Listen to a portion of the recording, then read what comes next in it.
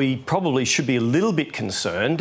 Having just returned from London and Washington, key figures over there, both in defence and security, have said, look, the issues here are that we've got production rates that aren't up to scratch, we've got workforce issues, particularly after COVID, that we haven't caught up with, and also we have changing geopolitical strategies and priorities. So in the United States, for example, the production rate of the Virginia-class submarine is barely one a year. It needs to be double that just for them to be able to supply their own fleet, let alone Australia's.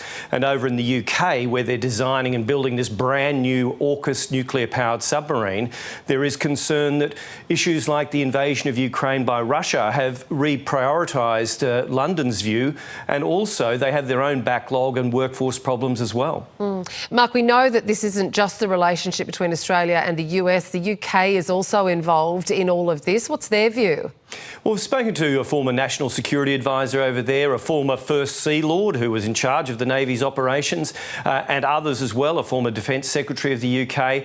They are all warning that basically we should expect this brand new UK-designed submarine to arrive late. Now, it's already scheduled for the 2040s, which is a long way away, and they're saying, well, we'll be lucky to get there.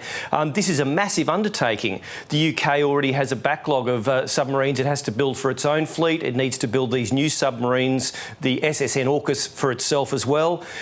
They've had to look towards Europe. They've now got a NATO-first policy after what's happened in Ukraine and America pulling back from Europe and from NATO. So there are some certain big warnings coming out of the UK that Australia might have to be patient here.